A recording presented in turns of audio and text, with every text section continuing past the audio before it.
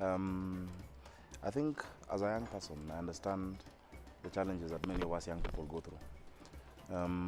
There are hundreds and thousands of young people who, once they clear the university or the colleges, don't know where to start.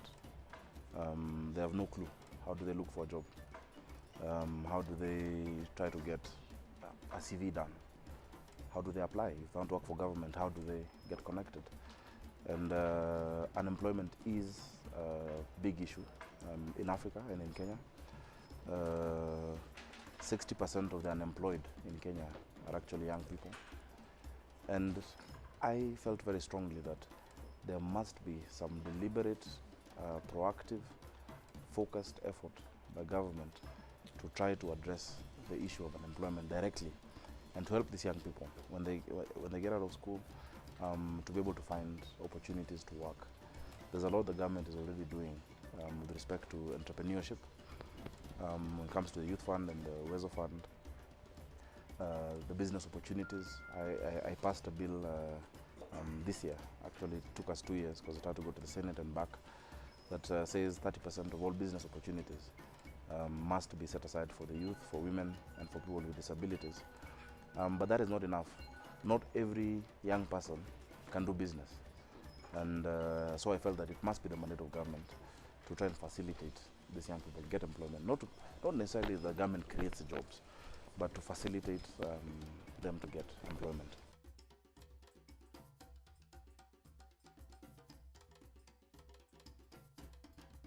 It is very low, and that is part of the problem that this bill seeks to address.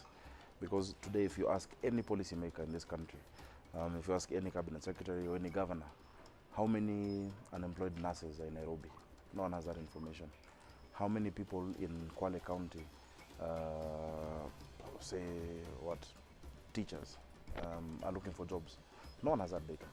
Now, on the one hand, we accept that it's a huge problem and a problem that must be dealt with. But then again, you cannot deal with a problem without having information. So there's scarce information about it. This bill seeks to start creating the database of the actual people looking for actual jobs with the information about their qualifications, their experience, if any, their competencies, so that we can also use that information to plan going forward.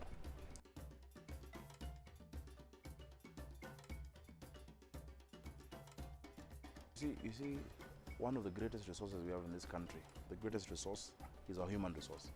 We have an absolutely amazing human resource in Kenya, and many people from across the world attest to that. Kenyans working in different parts of the world always get to the top of their careers because of that basic fact, whether it is the training or the resilience that Kenyan people have. But of course, as you put it, it is true. A lot of these opportunities are only within the purview of a few people, either those who have relatives out there or those who have certain linkages through the university or the schools that they've been through to discover these opportunities.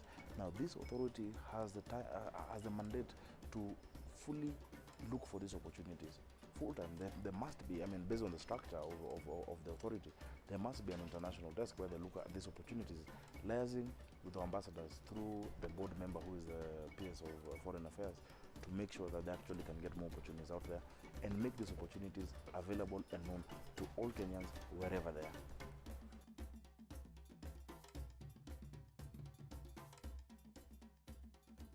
Now, what the bill provides for is a blanket clause that government shall provide incentives to private sector players who, one, draw from the pool, and two, who employ young people with less than 6 months experience.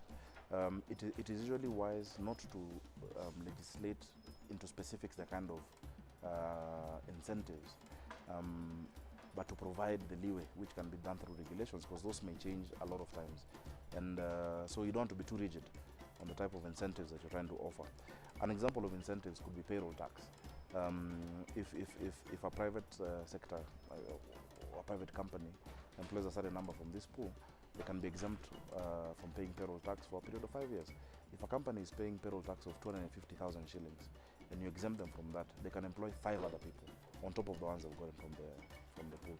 So there are various incentives. A lot of them could be and should be tax-based, but we want to give the executive then the leeway and the window to be specific about what those incentives are.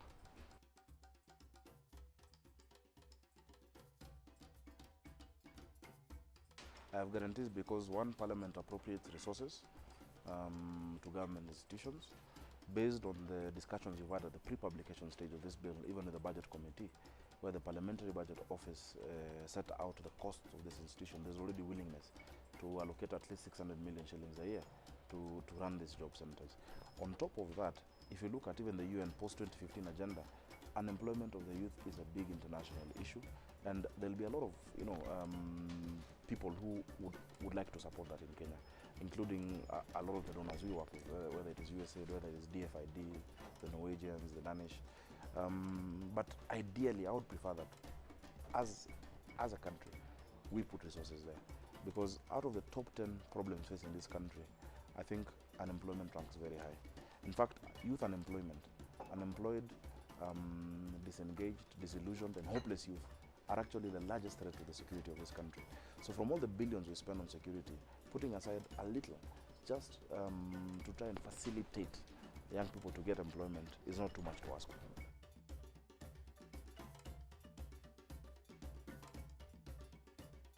The bill has been published at least, I think 7 days ago.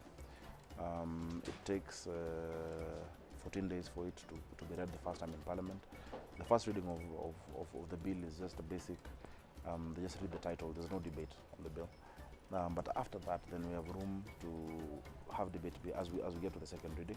This will also influence what members say on the floor of the House.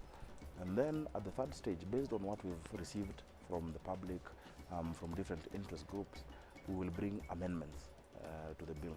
And that is at committee stage, after which immediately it goes to third reading and is either passed or dropped in Parliament. I'd love to use two avenues. Number one is to use social media to get public input into the bill, together with the Democracy OS, where we have just a summary of the bill. We want to make it available for download as well there, and then you can either vote yes, no, and put your comments. That will be available.